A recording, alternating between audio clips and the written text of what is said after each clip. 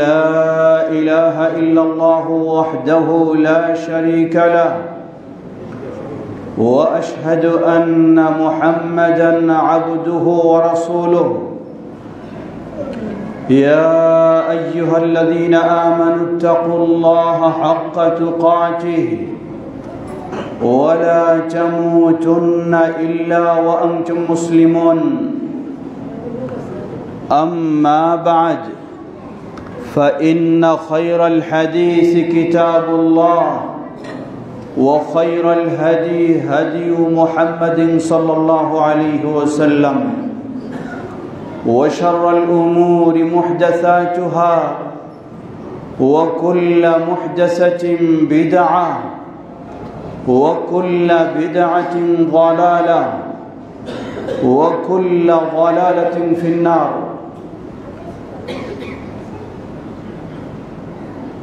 فأعوذ بالله من الشيطان الرجيم يا أيها الذين آمنوا اتقوا الله حق تقاته ولا تموتن إلا وأنتم مسلمون أما بعد وقال الله تبارك وتعالى في سورة أخرى فإذا جاءت الصاخة يوم يفر المرء من أخيه وأمه وأبيه وصاحبته وبنيه لكل منهم شأن يغنيه الحمد لله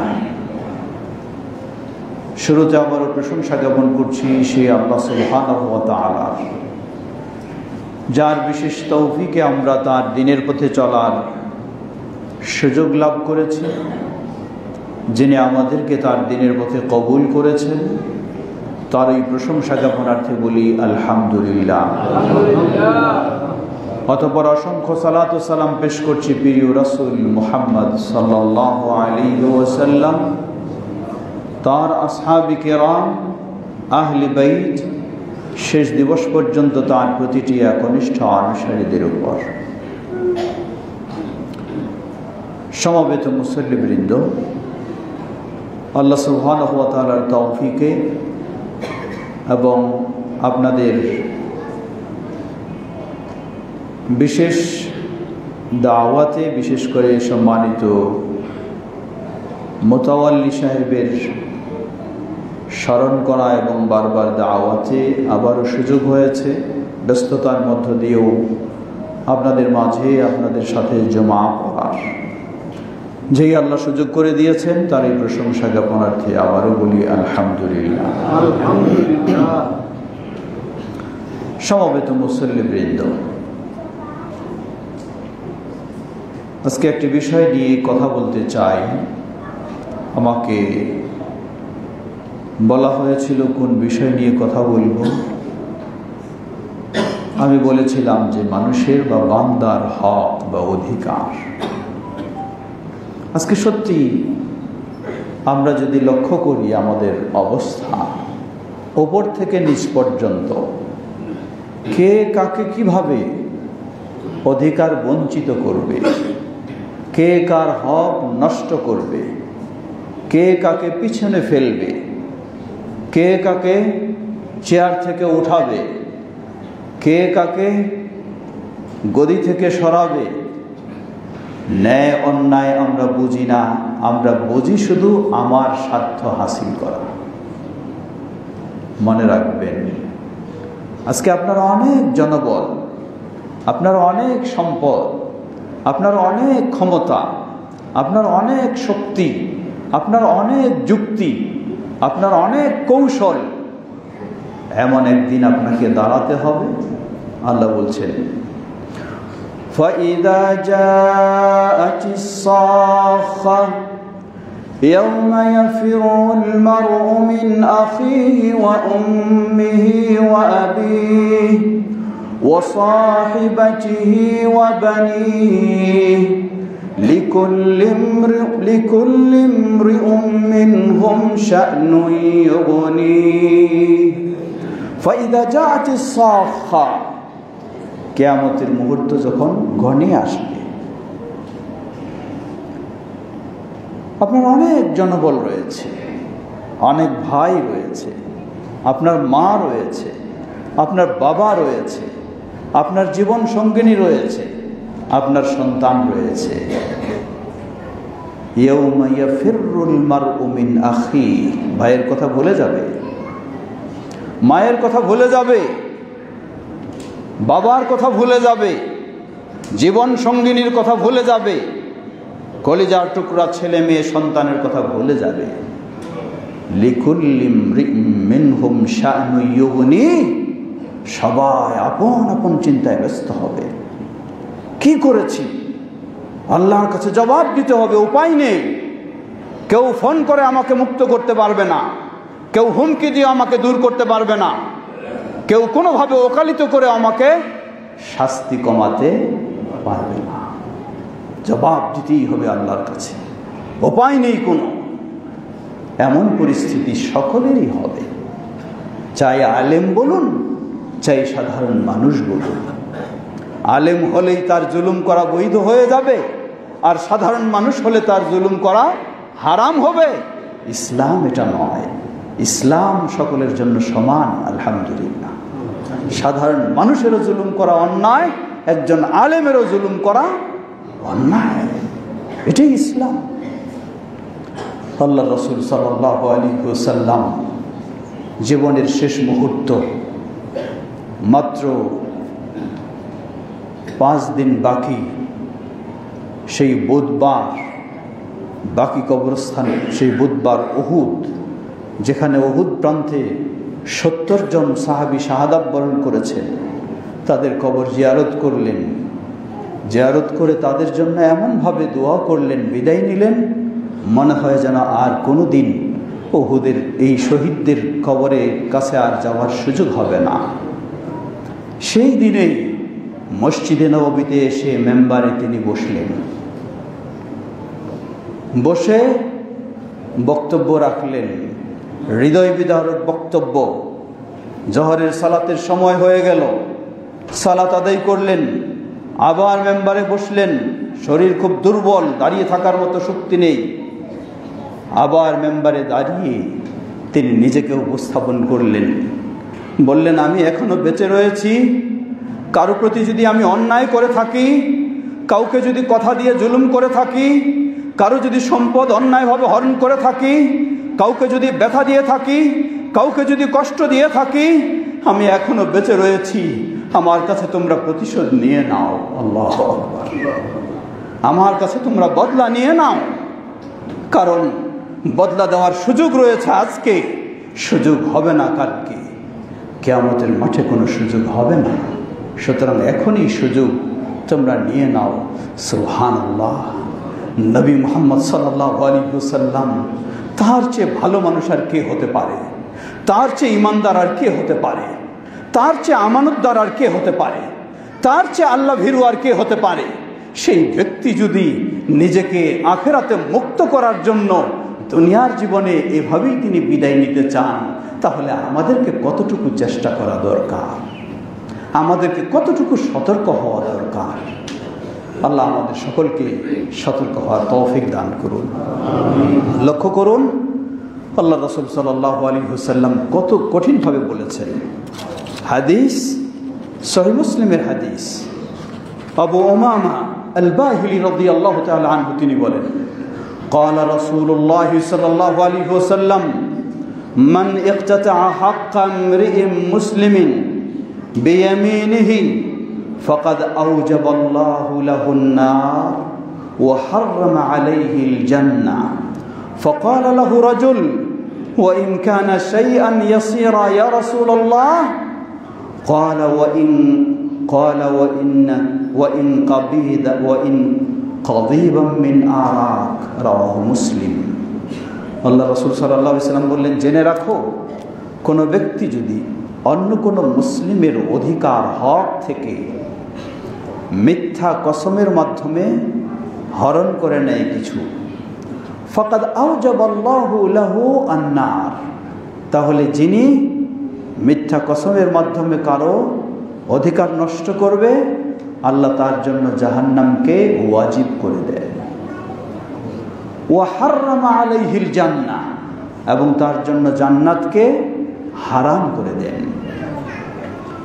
ফাকালা লাহু রাজুলুন, এক সাহাবী দাঁড়িয়ে জিজ্ঞাসা করলেন, হে আল্লাহর রাসূল সাল্লাল্লাহু আলাইহি ওয়াসাল্লাম, জানি বেশি কিছু হলে তো হয় স্বাভাবিক, কিন্তু যদি সামান্য তুচ্ছ জিনিসও হয়, তবু কি জাহান্নাম ওয়াজিব হয়ে যাবে, জান্নাত হারাম হয়ে যাবে? ক্বালা ওয়া ইন কাদিবাম মিন আরাক, বললেন হ্যাঁ, এই আরাক গাছের সামান্য খড়কুটার সমান পরিমাণও যদি কোনো মুসলিমের অন্যায়ভাবে কেউ হরণ করে থাকে, তাহলেও তার জন্য জাহান্নাম আল্লাহ ওয়াজিব করে দেবেন এবং জান্নাত আল্লাহ হারাম করে দেবেন। লা হাওলা ওয়ালা কুওয়াতা ইল্লা বিল্লাহ। প্রিয় ভাইরা আমার, সবসময় আমাদেরকে স্মরণ রাখতে হবে, আমার অধিকার আপনাকে, আপনার কাছে, আমার কাছে আপনার অধিকার, তা আজকেই দেওয়ার সুযোগ, কালকে দেওয়ার সুযোগ হবে না। আল্লাহ রাসূল সাল্লাল্লাহু আলাইহি ওয়াসাল্লাম কত কঠিনভাবে বলেছেন, সহিহুল বুখারীর হাদিস। عن أبي هريرة رضي الله تعالى عنه قال رسول الله صلى الله عليه وسلم من كانت له مظلمة لأخيه من عرضه أو شيء فليتحلله منه اليوم قبل أن لا يكون دينار ولا درهم إن كان له عمل صالح أخذ منه بقدر مظلمته وإن لم تكن له حسنات أخذ من سيئات صاحبه فحمل عليه رواه البخاري। পর্দার মা ও বোনদেরকে একটু স্মরণ করে দিতে চাই, সামাজিকভাবে আমরা অনেক সময় প্রতিযোগিতা করি। কিসের প্রতিযোগিতা? আরেকজনকে কিভাবে ঠকানো যাবে, আরেকজনের কাছ থেকে কিভাবে বেশি নেওয়া যাবে, আরেকজনকে কিভাবে কম দেওয়া যাবে, এই প্রতিযোগিতা। আমরা কি ভুলে গেছি আমাকে তো আল্লাহর কাছে যেতে হবে, আল্লাহর কাছে জবাবদিহির সম্মুখীন হতে হবে। আল্লাহ রাসূল সাল্লাল্লাহু আলাইহি ওয়াসাল্লাম বললেন, জেনে রাখো, মান কানাত লাহু মাযলামাতুন লিআখিহি মিন আরদিহি আও শাইইন ফালইয়াতাহাল্লালহু মিনহু আল-ইয়াওম। কেউ যদি কারো প্রতি জুলুম করে থাকে, কেউ যদি কারো প্রতি অবিচার করে থাকে, চাই সেটি মানহানির দিক থেকে হোক, চাই সেটি সম্পদ হানির দিক থেকে হোক, সেটি যেন আজকেই দুনিয়ার জীবনে তা যেন তার কাছে মিটমাট করে নেয়, দুনিয়ার জীবনে যেন এটার সমাধান করে নেয়। ক্বাবলা আন লা ইয়াকুনা দিনারুন ওয়ালা দিরহাম, কারণ এমন একদিন এসে যাবে আপনার কাছে একটা পয়সাও থাকবে না, কোনো অর্থই থাকবে না, নিঃস্ব অসহায়। ইন কানা লাহু আমালুন সালিহ উখিযা মিনহু, আল্লাহ রাসূল সাল্লাল্লাহু আলাইহি ওয়াসাল্লাম বলেন, সেই কিয়ামতের মাঠে আমার বাড়িঘর নেই, সম্পদ নেই, টাকা পয়সা নেই, যে যার প্রতি আমি অবিচার করেছি, যার হক আমি নষ্ট করেছি, যার অধিকার আমি নষ্ট করেছি, তাকে যে ফেরত দেব এমন কিছুই নেই। উপায় কি হবে? আল্লাহ রাসূল সাল্লাল্লাহু আলাইহি ওয়াসাল্লাম বলেন, যদি আমার কোনো ভালো কাজ থাকে, আল্লাহ রাব্বুল আলামিন আমার ভালো কাজের নেকিগুলি যেই পরিমাণ অন্যায় করেছি ওই পরিমাণ সেই ব্যক্তিকে দিয়ে দেওয়া হবে। যদি এমন হয় আমার নেকি বলতে কিছুই নেই, উখিযা মিন সাইয়্যাতি সাহিবিহি ফাহুমিলা আলাইহি, যার প্রতি আমি জুলুম করেছি, যার অধিকার আমি নষ্ট করেছি, তার গুনাহগুলি নিয়ে তখন আমাকে দেওয়া হবে। লা হাওলা ওয়ালা কুওয়াতা ইল্লা বিল্লাহ। এজন্য অন্য আরেক হাদিসে স্পষ্টভাবে এসেছে, আল্লাহ রাসূল সাল্লাল্লাহু আলাইহি ওয়াসাল্লাম বললেন, আতাদরুনা মানিল মুফলিস, তোমরা কি জানো অসহায় নিঃস্ব ব্যক্তি কে? সাহাবায়ে কেরাম সাধারণভাবে জবাব দিলেন, মান লা দিনার লাহু ওয়ালা দিরহাম লাহু। অসহায় ব্যক্তি তো সেই যার একটা টাকাও নেই, পয়সাও নেই, সেই হলো অসহায়। আল্লাহ রাসূল সাল্লাল্লাহু আলাইহি ওয়াসাল্লাম বললেন, না, আমি এই অসহায়ের কথা বলছি না, আমি অসহায়ের কথা বলছি, ওই ব্যক্তি কিয়ামতের কঠিন বিভীষিকাময় দিনে যেই ব্যক্তি বিশাল পরিমাণ সওয়াবের পাহাড় নিয়ে কিয়ামতের মাঠে উঠবে, বিশাল সওয়াবের পাহাড়, কত সওয়াব অর্জন করেছি, সেই বিশাল সওয়াবের পাহাড় নিয়ে কিয়ামতের মাঠে তার উপস্থিত হবে। কিন্তু আল্লাহর আদালতে তার বিরুদ্ধে অভিযোগ আসতেই থাকবে, অভিযোগ আসতেই থাকবে। দুনিয়ায় হয়তো ক্ষমতার বলে বহু অন্যায় করেছি, দুনিয়ায় হয়তো শক্তির বলে বহু অন্যায় করেছি, কেউ আমার সামনে অভিযোগ নিয়ে আসার সুযোগ পাইনি, কোনো আইন আদালতের কাছে অভিযোগ নিয়ে গেলেও সেটি ভিন্নভাবে নাকচ করে দেওয়ার চেষ্টা করেছি। কিন্তু আল্লাহর আদালতে অভিযোগ নিয়ে আসলে কোনো ফোন দিয়ে বন্ধ করা সম্ভব নয়, কোনো হুমকি ধুমকি দিয়েও বন্ধ করা সম্ভব নয়, সেটি ইনসাফের সাথেই বিচার হবে। আল্লাহর কাছে অভিযোগ আসতেই থাকবে, আর সেই ব্যক্তির বিশাল পাহাড় পরিমাণ সওয়াব। সেই অভিযোগগুলি মেটানো হবে কি? সেই সওয়াব দিয়ে দিয়ে দিয়ে দিয়ে তার যত দুনিয়ার জীবনে অধিকার নষ্ট করেছে, হক নষ্ট করেছে, সেগুলি পরিশোধ করা হবে। শেষ বিশাল সওয়াবের পাহাড় হারিয়ে যাবে মুহূর্তের মাঝে, কিন্তু এখনো অভিযোগ আসা বন্ধ হয়নি, অভিযোগ আসছেই, তার বিরুদ্ধে অভিযোগ আসছেই। আল্লাহ রাব্বুল আলামিন তখন ফয়সালা দিবেন। সওয়াব তো নেই আর দেওয়া যাবে, ফয়সালা হবে, ঠিক আছে, যারা তোমরা অভিযোগ নিয়ে আসছো, যেই পরিমাণ তোমাদের প্রতি জুলুম করেছে, যেই পরিমাণ তোমাদের হক নষ্ট করেছে, ওই পরিমাণ তোমরা তোমাদের গুনাহগুলি তাকে দিয়ে যাও। আল্লাহু আকবার। যেই ব্যক্তি বিশাল সওয়াবের পাহাড় নিয়ে কিয়ামতের মাঠে উঠবে, ওই ব্যক্তির সওয়াব হারিয়ে গিয়ে বিশাল গুনাহের পাহাড়ের মালিক সে হয়ে যাবে। লা হাওলা ওয়ালা কুওয়াতা ইল্লা বিল্লাহ। প্রিয় মুসলিম ভাই ও বোনেরা, সুতরাং আল্লাহ রাব্বুল আলামিন বলেন, বাল তুসিরুনাল হায়াতাদ দুনিয়া ওয়াল আখিরাতু খায়রু ওয়া আবকা। দুনিয়ার জীবনটাকে তোমরা প্রাধান্য দিচ্ছ, অথচ আখিরাত হলো উত্তম এবং আখিরাত হলো চিরস্থায়ী। দুনিয়া তো শেষ। আমাদের পূর্বে যারা ছিলেন, যতই ক্ষমতাশীল হোক, সেই ফেরাউন, নমরুদ, সেই আব্রাহা, সব চলে গেছে। যতই ভালো হোক, সেই আদম আলাইহিস সালাম থেকে মুহাম্মদ সাল্লাল্লাহু আলাইহি সাল্লাম পর্যন্ত সবাই চলে গেছেন, কারো থাকার সুযোগ নেই। আমাকেও যেতে হবে, হয়তো বা কোনো দিন আমি চিন্তাও করতে পারবো না, বুঝতেও পারবো না যে আজকে আমাকে যেতে হচ্ছে, এভাবেই আমাকেও চলে যেতে হবে। বিবেকবান তো সেই, চালাক তো সেই, যে ব্যক্তি পূর্বেই প্রস্তুতি নিতে পারবে যাতে ঈমানের সাথে, সুন্দর দ্বীনের সাথে আল্লাহর সন্তুষ্টির সাথে আল্লাহর সাক্ষাৎ হয়ে জান্নাতের আশা করতে পারি। আল্লাহ আমাদেরকে সেভাবে প্রস্তুতি নেওয়ার তৌফিক দান করুন। আমিন। ওয়া আখিরু দাওয়ানা আলহামদুলিল্লাহি রাব্বিল আলামিন ওয়া সাল্লাল্লাহু আলা নবিয়িনা মুহাম্মদ ওয়া আলা আলিহি ওয়া সাহবিহি আজমাইন।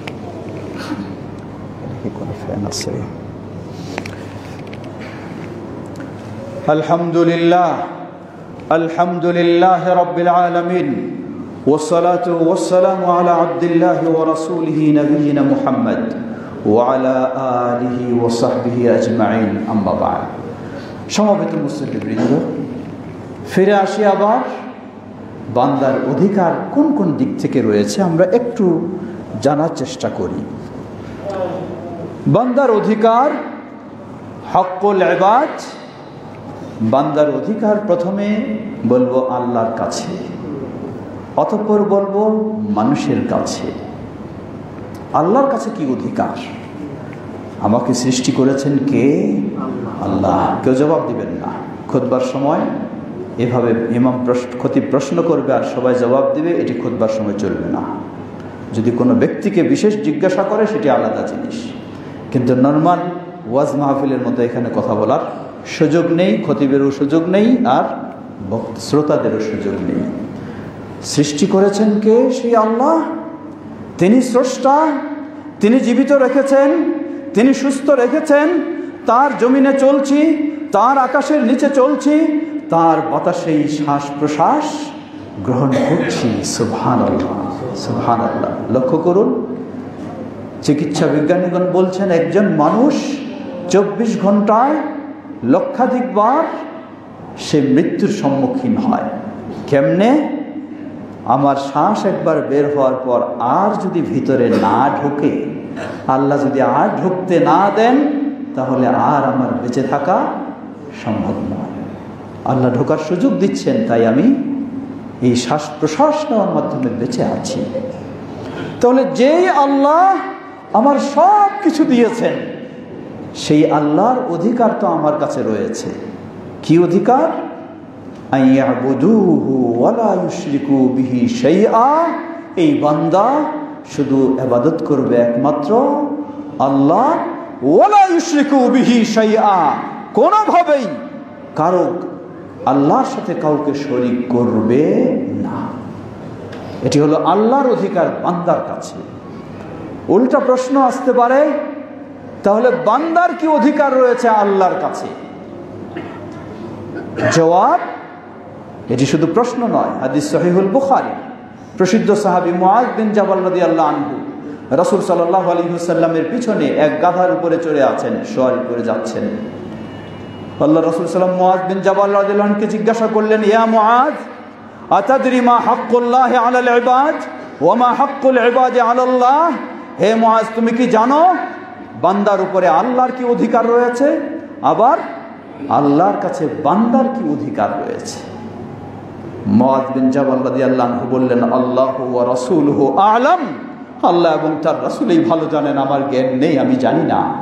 3 বার জিজ্ঞাসার পর রাসূল সাল্লাল্লাহু আলাইহি ওয়াসাল্লাম নিজেই জবাব দিলেন, বললেন, জেনে রাখো বান্দার কাছে আল্লাহর অধিকার হলো বান্দা শুধু ইবাদত করবে আল্লাহর, মাথা নত করবে একমাত্র আল্লাহর কাছে, আনুগত্য স্বীকার করবে, দাসত্ব করবে একমাত্র আল্লাহ, অন্য কাউকে আল্লাহর সাথে শরীক করবে না।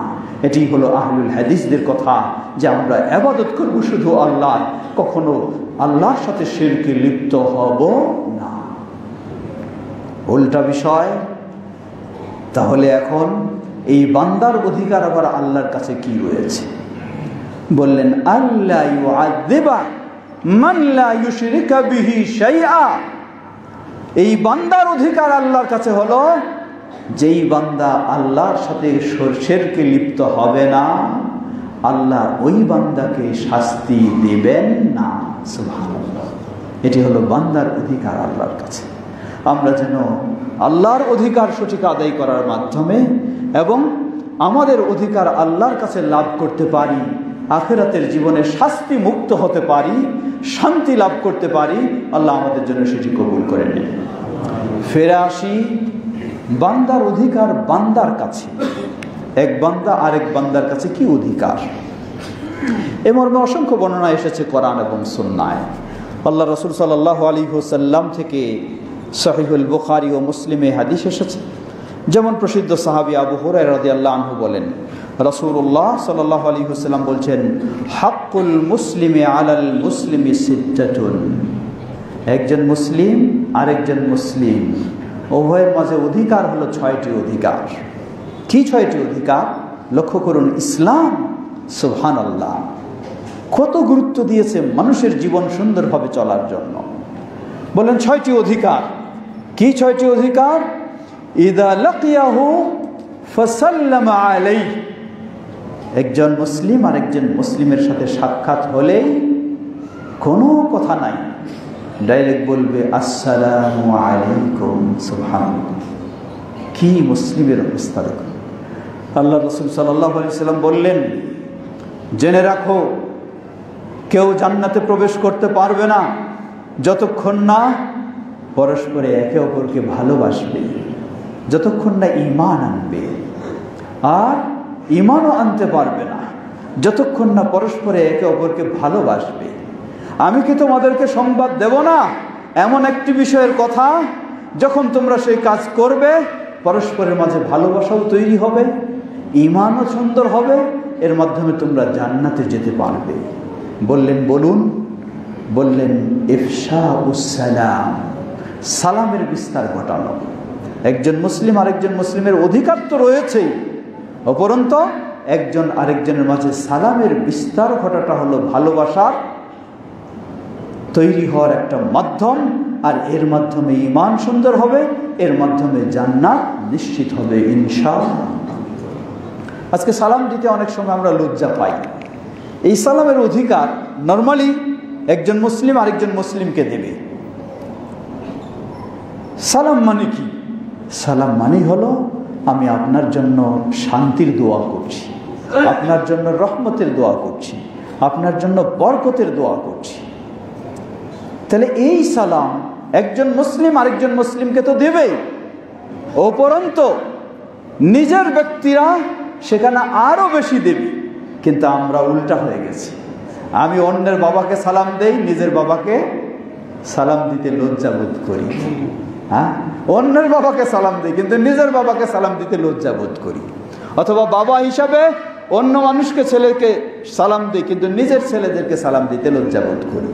স্বামী হিসাবে নিজের স্ত্রীকে সালাম দিতে লজ্জা বোধ করি কিন্তু অন্য মেয়েদেরকে সালাম দিই।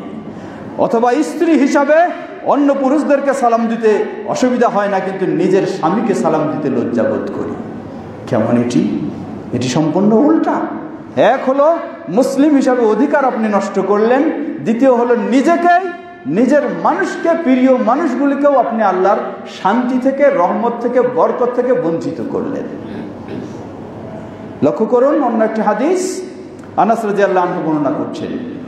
রাসূল সাল্লাল্লাহু আলাইহি ওয়াসাল্লাম তাকে শিক্ষা দিলেন, যখন তুমি ঘরে প্রবেশ করবে সালাম দিবে, আর এই সালামটা হবে তোমার ঘরের মানুষদের জন্য শান্তি ও বরকতময়, শান্তি ও বরকতময়।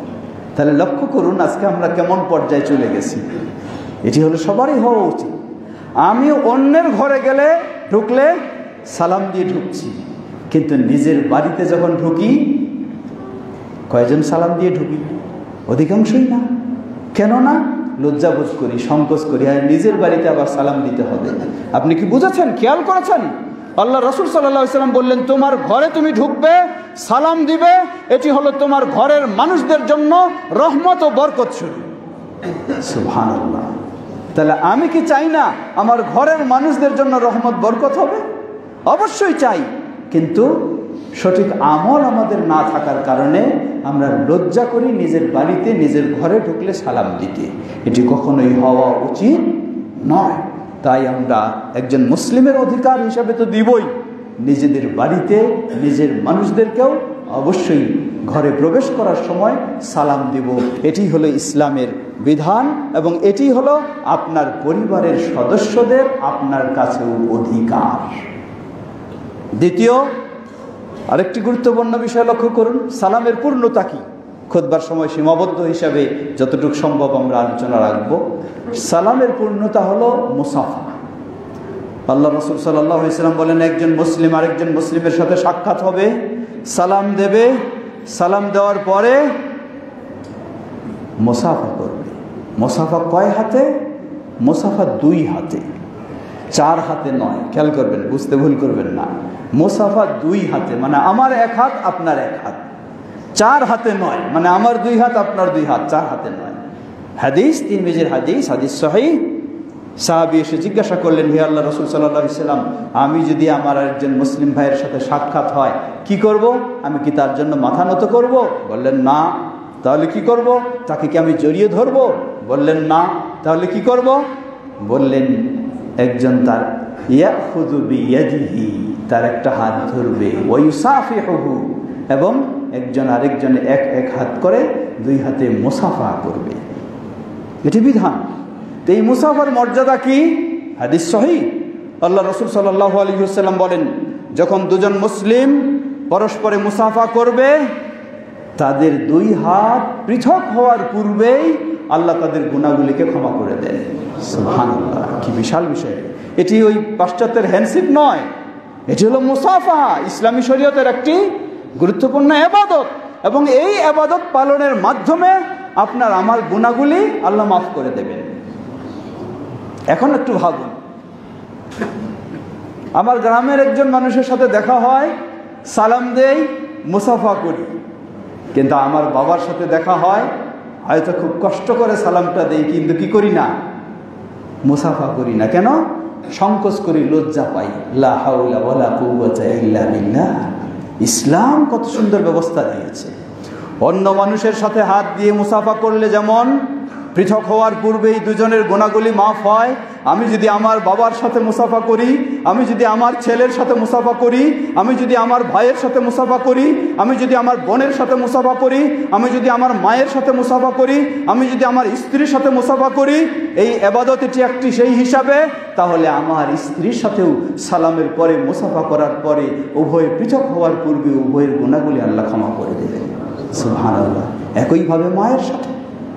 এর মানে এই নয় কেউ বলবেন যে মেয়ে মানুষের সাথে মুসাফা, জবাব হ্যাঁ, যেই মেয়ে মানুষের সাথে আপনার কথা বলার বৈধতা রয়েছে, যেই মেয়ে মানুষের সাথে সাক্ষাৎ করার বৈধতা রয়েছে, তার সাথে মুসাফা করাও শরীয়তের ইবাদত।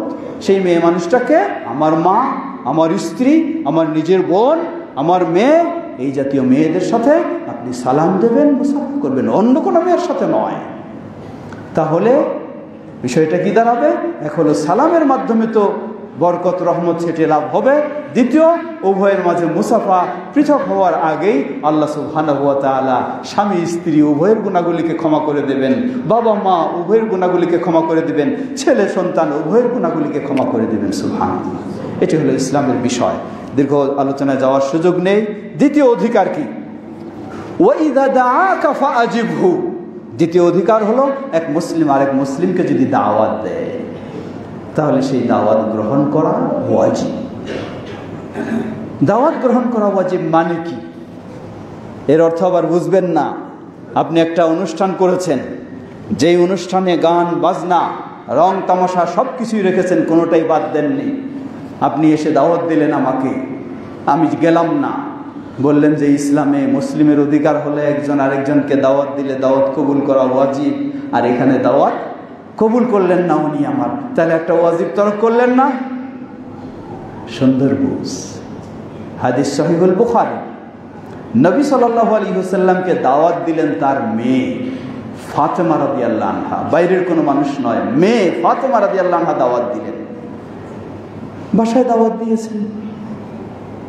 নবী সাল্লাল্লাহু আলাইহি ওয়াসাল্লাম দাওয়াত খেতে গেলেন বাসায়, মেয়ের বাসায় গিয়ে দরজার বাইরে থেকে দেখলেন যে ভিতরে একটা পর্দা ঝুলানো আছে, সেই পর্দায় কি জানি একটা নকশা বা ছবি রয়েছে। নবী সাল্লাল্লাহু আলাইহি ওয়াসাল্লাম বললেন না তুমি কেন এটা রেখেছো, এটা সরাও, না হলে আমি চলে যাব, এটাও বললেন না। তিনি সেটা দেখেই সেখান থেকে মুখ ঘুরিয়ে চলে আসলেন, আর ঢুকলেন না তার বাসায়। আল্লাহু আকবার। খেয়াল করবেন, এক হলো মেয়ে, সাধারণ মানুষ দাওয়াত দেয়নি, আর মেয়ে মানে সবচেয়ে যেই মেয়েটি রাসূল সাল্লাল্লাহু আলাইহি ওয়াসাল্লামের বেশি ভালোবাসার স্নেহের মেয়ে ফাতেমা রাদিয়াল্লাহু আনহা, যেই ফাতেমা রাদিয়াল্লাহু আনহাকে নবী সাল্লাল্লাহু আলাইহি ওয়াসাল্লাম জীবনের শেষ মুহূর্তে, শেষ দিন ফাতেমা রাদিয়াল্লাহু আনহার কানে কানে কি যেন বললেন। নবী সাল্লাল্লাহু আলাইহি ওয়াসাল্লাম কানে কানে কিছু বলতেই ফাতেমা রাদিয়াল্লাহু আনহা হাউ হাউ করে কাঁদতে শুরু করলেন। সাথে সাথে আবার কানে কানে কিছু বললেন, তার কান্না থেমে গেল। পরবর্তীতে উম্মুল মুমিনিন আয়েশা রাদিয়াল্লাহু আনহা বলেন, আমি ফাতেমাকে জিজ্ঞাসা করলাম কি ব্যাপার, তোমাকে কানে কানে কি বললেন রাসূল সাল্লাল্লাহু আলাইহি ওয়াসাল্লাম, তুমি কাঁদতে শুরু করলে, আবার তিনি বললেন কিছু জানি, আবার পরে বললেন তুমি কান্না থেমে গেল। ফাতেমা রাদিয়াল্লাহু আনহা বললেন রাসূলুল্লাহ সাল্লাল্লাহু আলাইহি ওয়াসাল্লাম আমাকে কানে কানে জানালেন আর সময় নাই, কিছুক্ষণের মধ্যে আমি তোমাদের থেকে বিদায় নিয়ে চলে যাচ্ছি, মৃত্যু ঘটবে। এ কথা শুনে কেঁদে ফেলেছেন। আবার যখন কান্না করলেন তাকে সান্ত্বনা দিলেন, বললেন, দ্বিতীয়বার কানে কানে কথা বললেন, বললেন হে ফাতেমা জেনে রাখো আমি বিদায় নিচ্ছি আজকে ঠিকই, কিন্তু আমার বিদায় নেওয়ার পরে আমার পরিবারের মধ্যে সর্বপ্রথম যে বিদায় নিবে, আখেরাতে ওই পারে পাড়ি জমাবে, সেটাই হলো ফাতেমা তুমি। সেই ফাতেমা রাদিয়াল্লাহু আনহা দাওয়াত দিলেন। নবী সাল্লাল্লাহু আলাইহি ওয়াসাল্লাম গেটে গিয়ে দেখলেন ভিতরে একটা পর্দা ঝুলছে, সেখানে ছবি রয়েছে, ঘরেও প্রবেশ করেননি, দাওয়াত খাওয়া তো দূরের কথা। আজকে আমাদের সামাজিক অনুষ্ঠানগুলি, বিয়ে শাদীর অনুষ্ঠান বলেন আর যাই বলেন, সবগুলিতে অশ্লীলতায় ভরা, সবগুলিতে শরীয়ত বিরোধী কর্মকাণ্ডে ভরা।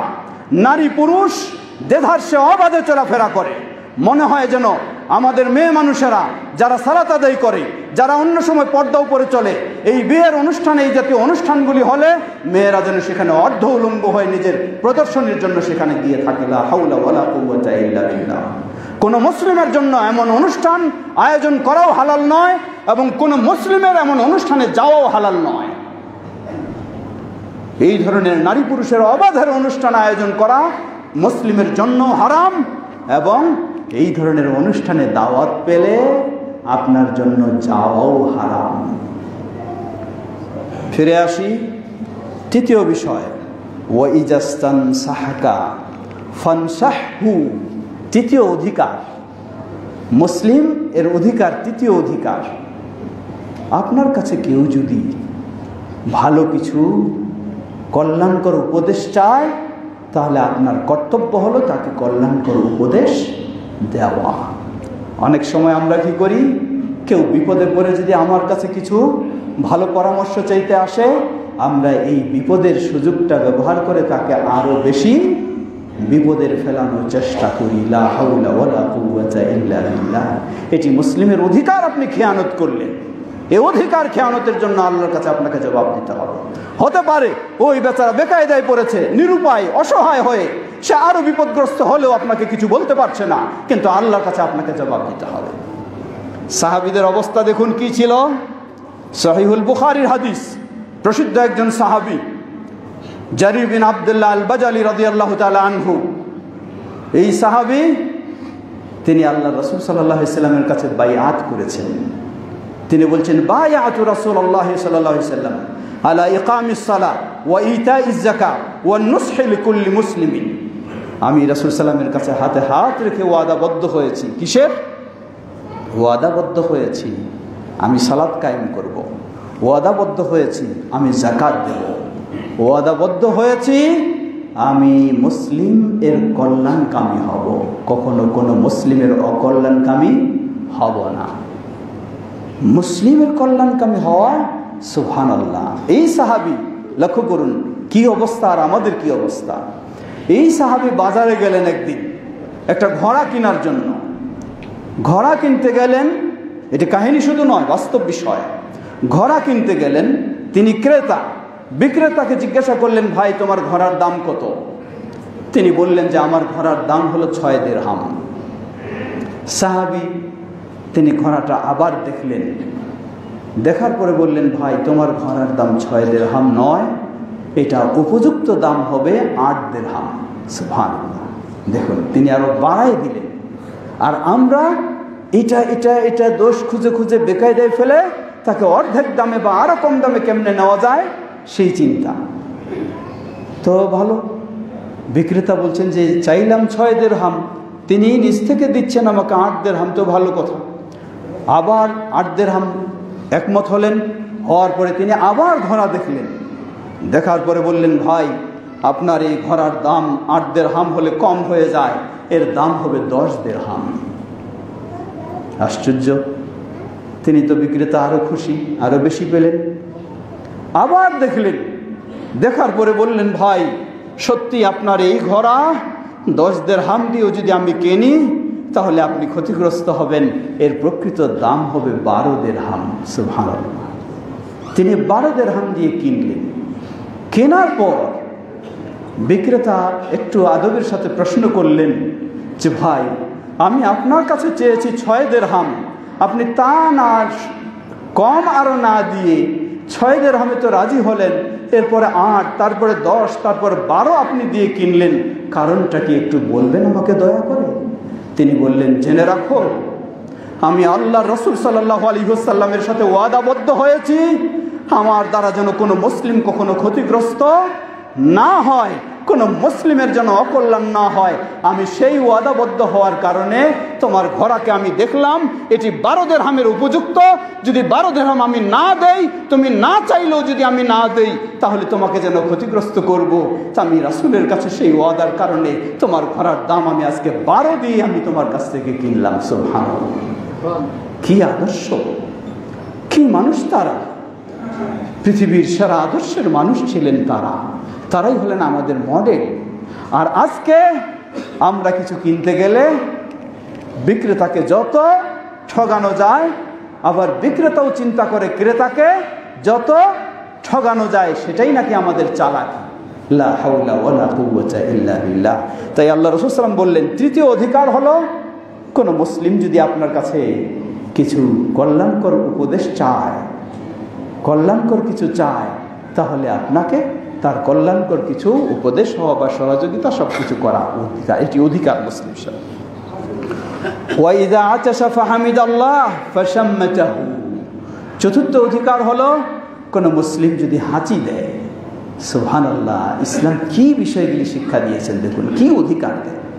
আমি একটা মানুষ, আমার হাঁচি আসতেই পারে, কিন্তু হাঁচি আসলে আমার করণীয় হলো আমি বলবো আলহামদুলিল্লাহ। কেন বলবো আলহামদুলিল্লাহ?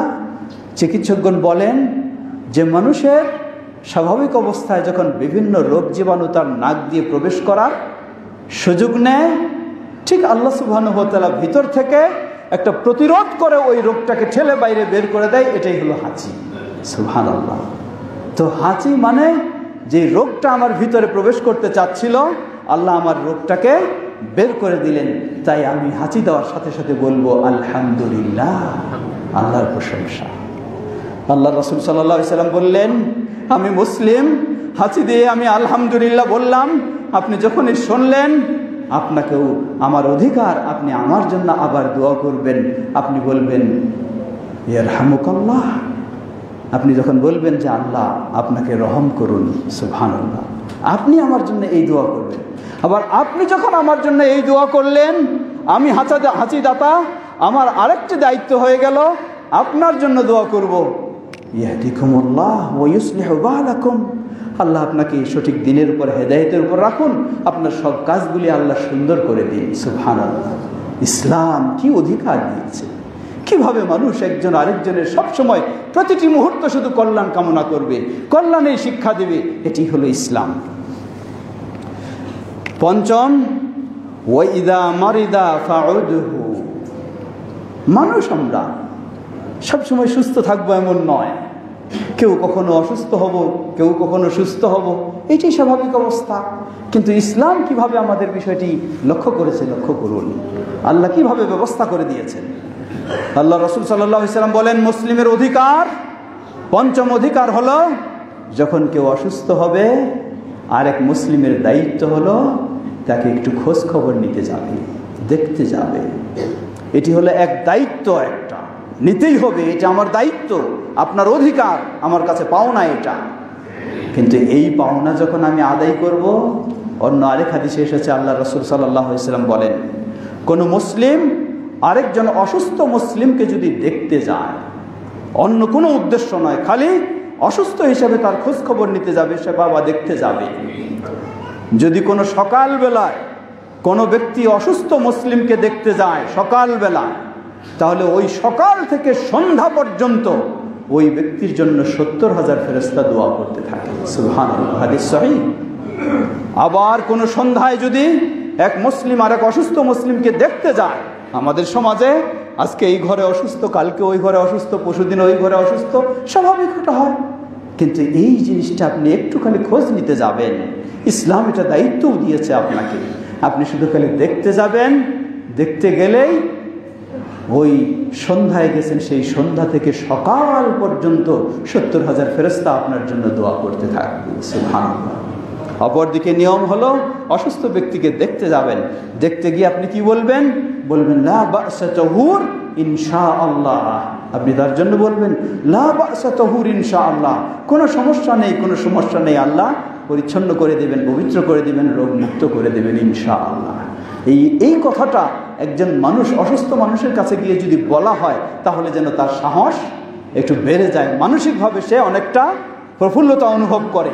আর যদি একা পড়ে থাকে, কেউ দেখতে যায় না, কেউ খোঁজখবর নিতে যায় না, কেউ ভালো উৎসাহও দেয় না, তাহলে এমনিই মানুষটা আরও সে অসুস্থ হয়ে যায়।